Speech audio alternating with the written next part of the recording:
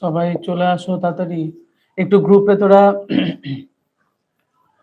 একটু শেয়ার করে দিও তোমরা, কারণ গ্রুপে একটু শেয়ার না করলে ওরা বুঝতে পারবে না।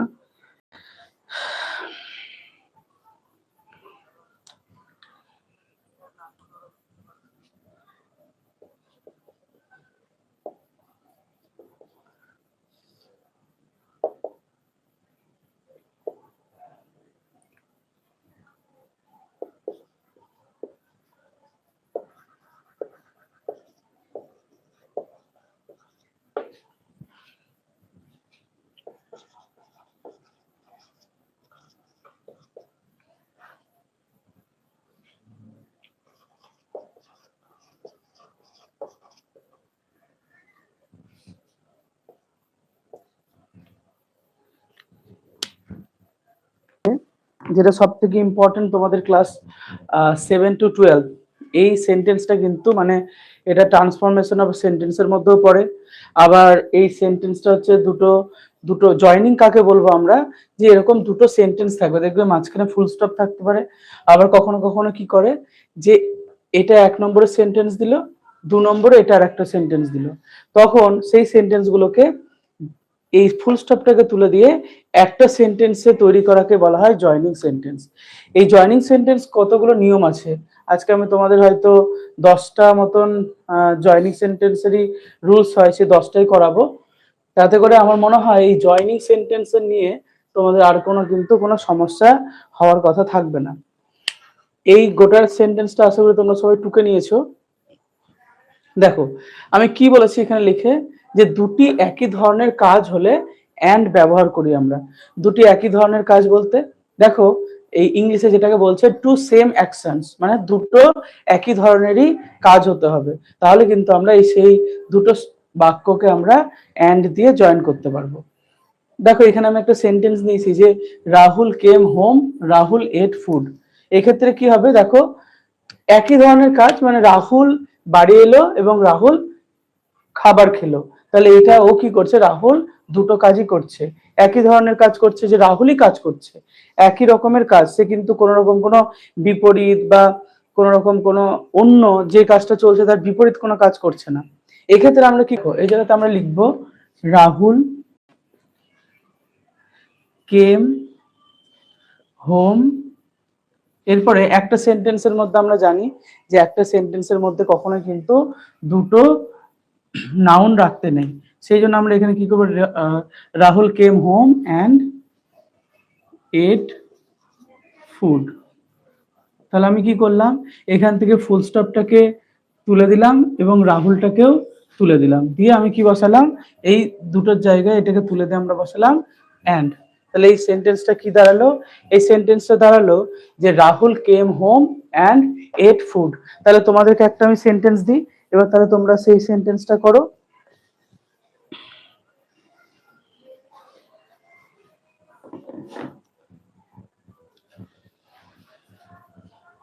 তোমরা সেন্টেন্স করবে 2 নম্বর সেন্টেন্স,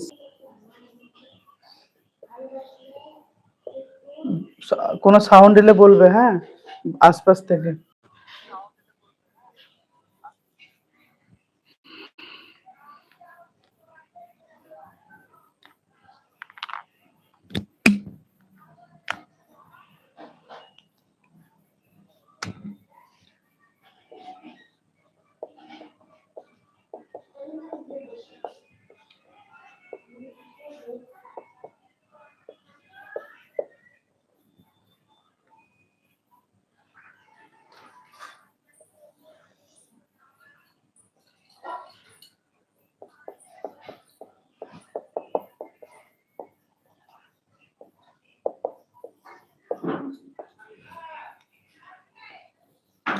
ওকে দেখো, দ্বিতীয় নম্বর যে নিয়মটা আছে সেটাতে আমি দিয়েছি যে যদি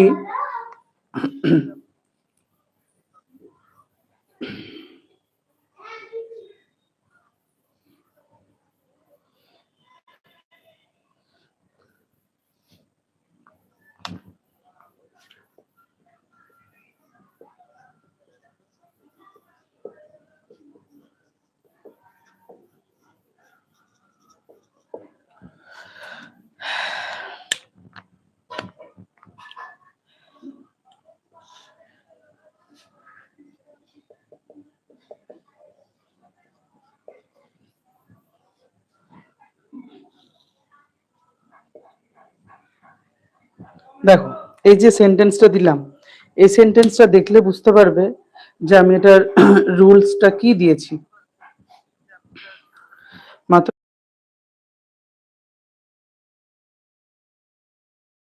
দেখতে পাবে আমি কি বলেছি যে ইউজিং বাট, এই যে ইউজিং বাট, এই যে সেন্টেন্সটা দেখতে পাচ্ছ মানে যে রুল নাম্বার 2 এ এখানে আমি দিয়েছি ইউজিং বাট।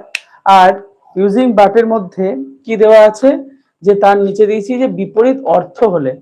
এখানে বিপরীত অর্থ বলতে অপোজিট মিনিং, অর্থাৎ এখানে কার সাথে কার বিপরীত শব্দ বোঝাবে।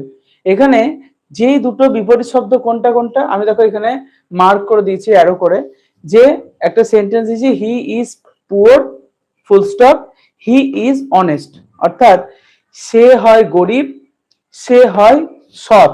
তাহলে দেখো গরিব, গরিবের সাথে কিন্তু অনেস্টেরটা মিন করছে। এখানে অনেকের একটা ধারণা থাকে যে গরিবরা বেশিরভাগ অসৎ হয়, তো গরিব মানুষ, তো গরিব মানুষ কিন্তু সবসময় অসৎ হয় না। সেই জন্য এখানে কি বলেছে যে পুয়ার, কিন্তু এখানে কি তিনি হচ্ছেন অনেস্ট।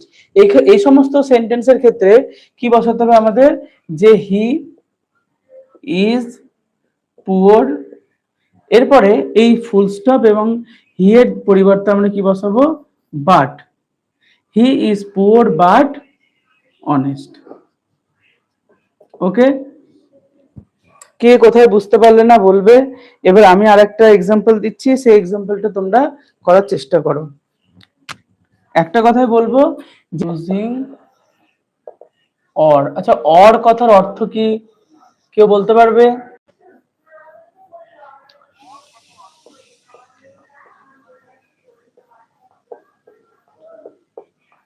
দেখো অর কথার অর্থ হচ্ছে বিকল্প, বিকল্প বোঝালে। যারা ইংলিশ মিডিয়াম থেকে আছো তারা বাংলা হয়তো একটু বুঝতে অসুবিধা হবে, তাই তোমাদের বাংলা লেখার কোনো দরকারই নাই, কারণ তোমরা অরের অ্যাকচুয়াল মিনিং জানো যে অর বাংলা অর্থ কিন্তু বিকল্প। যারা বাংলা স্টুডেন্ট তারাও জানো যে অরটাই তারা বুঝতে পারবে যে অর মানে বিকল্প বা অথবা, যেটা আমরা বুঝি। ঠিক আছে, এটা এবার কখন ব্যবহার হবে সেটার এক্সাম্পল এবার আমরা নেব।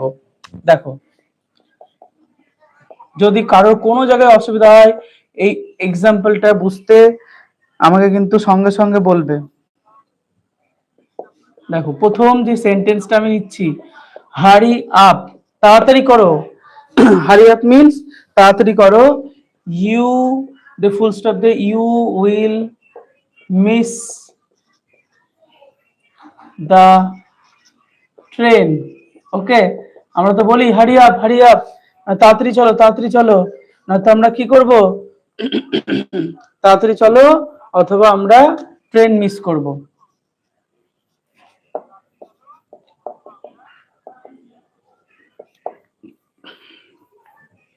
কেউ নিউ, কেউ নিউ, কেউ নিউ, এখনো কেউ আছে?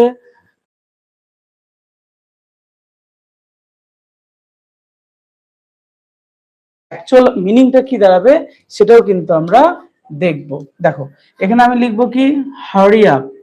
ওকে, হারি আপ, এখানে ফুল স্টপের পরিবর্তে আমি কি বসালাম, অর। তাহলে হারি আপ যা আছে আমি কিন্তু সেম সেম বসিয়ে দেব।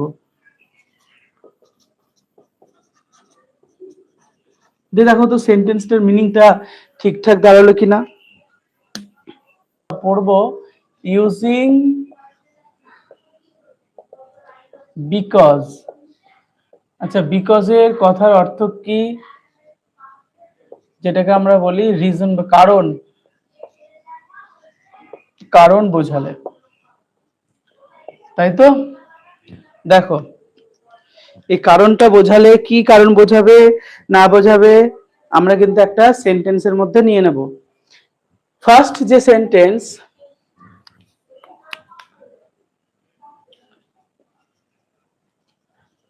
যারা যারা অ্যাড হচ্ছ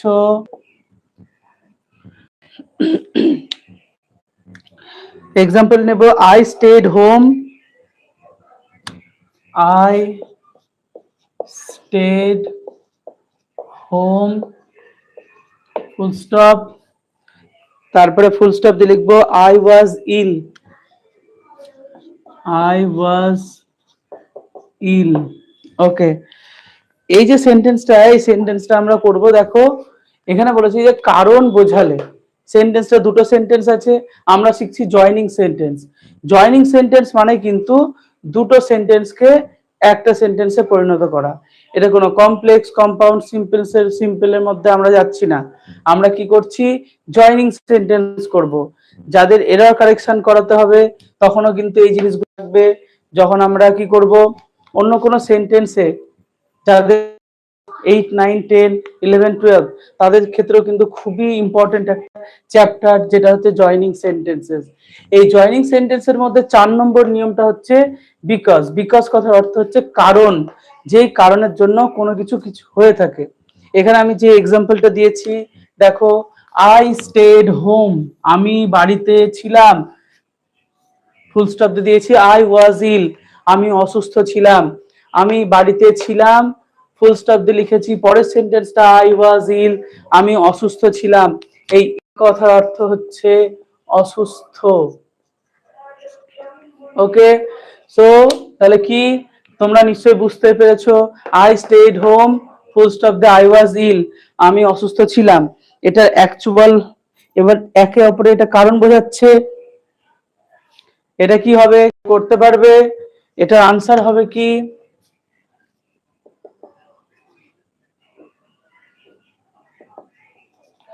জয়েনিং করলে কি হবে? আই স্টেড হোম, এইখানে ফুল স্টপ তুলে দিয়ে আমি কি লিখবো? বিকজ আই ওয়াজ ইল। এটার কথার পুরো সেন্টেন্সের পুরো অর্থটা কি দাঁড়ালো? যে আই স্টেড হোম, আমি বাড়িতে ছিলাম, বিকজ মানে কারণ, আই ওয়াজ ইল, আমি অসুস্থ ছিলাম। দেখো তাহলে করতে পারলে। এখানে কিন্তু আমরা অ্যান্ড দিয়ে করতে পারবো না।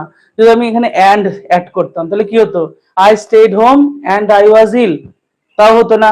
এখানে যদি আমি বাট দিয়ে ইউজ করতাম, I stayed home but I was ill, তাও অর্থ দাঁড়াচ্ছে না। যদি আমি এখানে অর দিয়ে করতাম, I stayed home or I was ill, কোনো মিনিং দাঁড়াচ্ছে না। কিন্তু এখানে যদি আমরা বলি I stayed home because I was ill, আমি বাড়িতে ছিলাম কারণ আমি অসুস্থ ছিলাম। ওকে, ওকে, পরে দেখছি কে আসছে। এবার আমরা লিখবো ইউজিং সো। সো হচ্ছে ফলাফল বোঝালে। আচ্ছা, ফলাফল বোঝালে মানে হচ্ছে রেজাল্ট, কোনো কিছুর রেজাল্ট। ওকে, ফলাফল বোঝালে এবার সেন্টেন্সটা কি নেব? যেমন ধরো একটা সেন্টেন্স দিচ্ছি, এক্সাম্পল। ওকে, কোন রকম কোনো অসুবিধা হলে অবশ্যই আমাকে বলবে। দেখো প্রথম যে সেন্টেন্স হচ্ছে কি, it was raining, full stop দিলাম। We stayed, we stayed inside. Okay, দেখো সবাই তো দেখছি তোমরা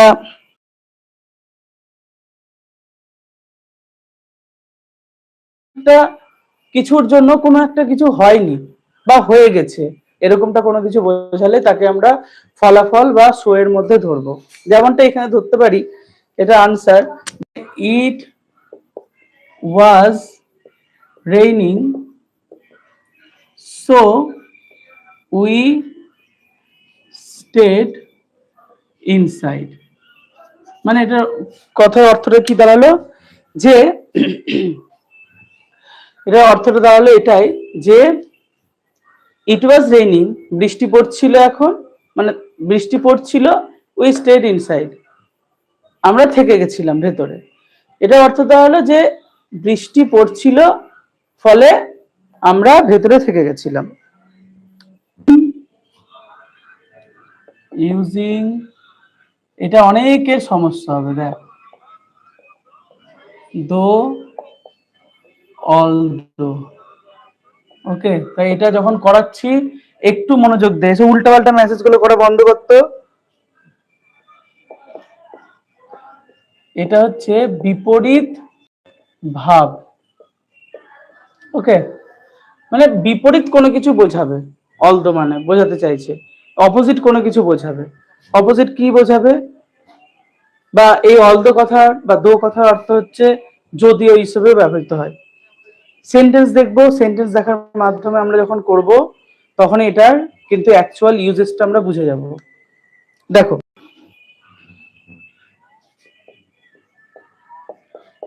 হি ইজ পুয়ার, ওকে।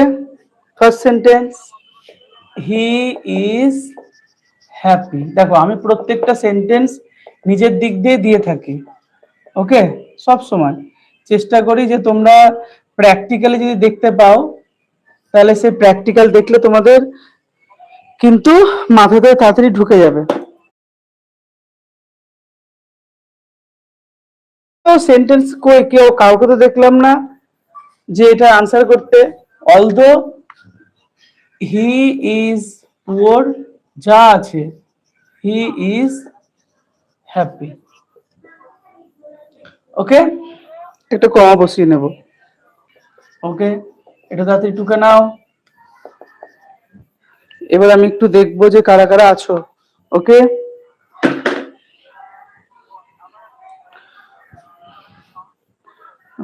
একদম লাস্টে মানে শেষে আমি কাউন্ট করব কে কে দা প্রাইস। যখন পাশাপাশি এই যে সেন্টেন্সটা যখন আমার শেষ হচ্ছে, আই নো দা বয়, আমি একটি ছেলেকে জানি, দা বয় ওন দা প্রাইজ, দেখো পাশাপাশি যখন এই দুটো অ্যাড হবে তখন এই দুটোকে কিন্তু দুটোর মধ্যে যেখানে একটা বসাতে হবে।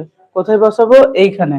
অর্থাৎ লিখবো আই নো দা বয়, এরপরে এই যে বয়টা পরপর তো বয় আমরা দুটো বসাতে পারি না, সেই ক্ষেত্রে কিন্তু এখানে আমরা বসাচ্ছি হু, ওকে।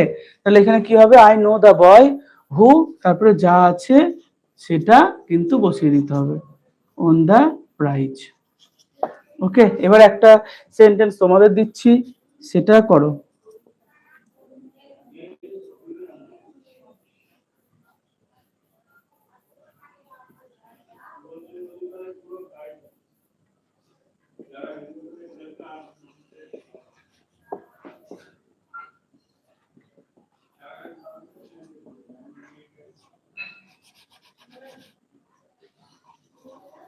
দেখো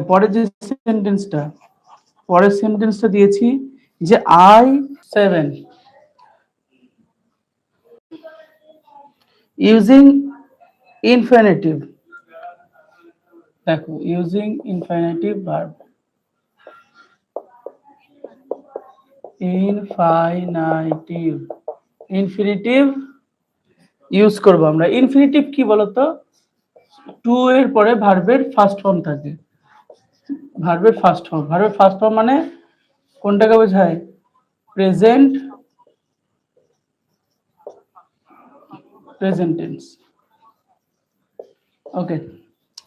এটা তে বোঝাতে ব্যবহার হয়, তে, তয়কারে তে। যেমন টু গো অর্থাৎ খেতে, টু গো মানে যেতে। went to the market, okay. First sentence নিয়েছি, he wanted to buy vegetables, he wanted to buy। দেখো এটা যে তে ব্যবহার হয়, তে ব্যবহার হয় মানে এখানে দেখো এই যে সেন্টেন্সটা আছে আমরা গোটাটা লিখবো, এখান থেকে যা আছে সেটা গোটাটা লিখবো। গোটাটা লেখার পর কি করব? লেখার পর এটাকে আমরা লিখবো না, কেন?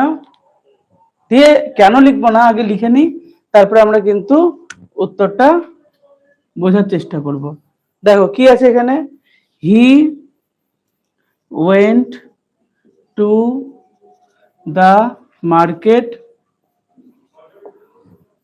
আমি বললাম কি যে হি ওয়ান্টেড, এই যে জিনিসটা এটা আমি লিখবো না, এটা না লিখে যেটুকু আছে এই যে এটুকুটা পুরোটা আমি লিখে নেব। কি লিখবো? He went to the market to buy vegetables, okay. দেখো এর মিনিং, এর অ্যাকচুয়াল মিনিং কিন্তু ঠিকঠাকই দাঁড়ালো। তো টু বাই কথার অর্থ কি? তে। মানে সে বাজারে গেছিল টু বাই ভেজিটেবলস, মানে শাকসবজি কিনতে। এটা তাহলে কি হিসেবে ব্যবহৃত হলো? কিনতে। ওকে, নেক্সট একটা আমি এক্সাম্পল একটু চেষ্টা করছি যে তাড়াতাড়ি করারই, কারণ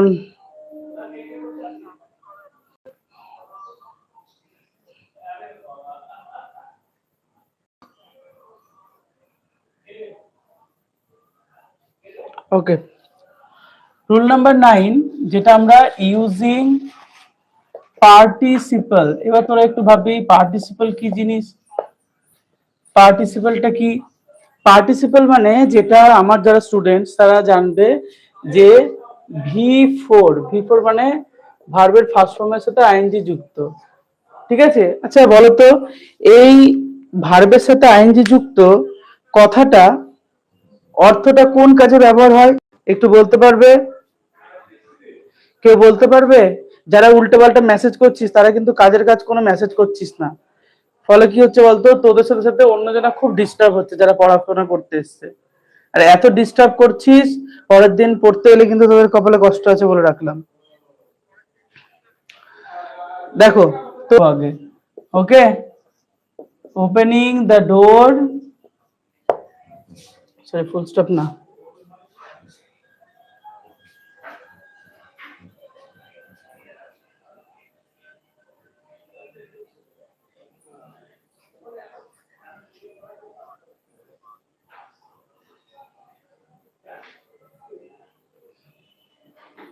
ওপেনিং দ্য ডোর, তারপরে কি আসবে? He entered the room. Okay, he entered the room. Okay, এবার নেক্সট একটু গ্রুপে শেয়ার করেছিস তোরা? করব, কি লিখবো? হি ইজ টু উইক, ভেরিটা উঠে যাবে, to walk.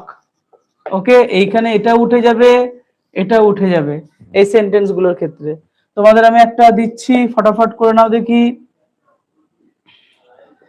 The baby was very small, full stop.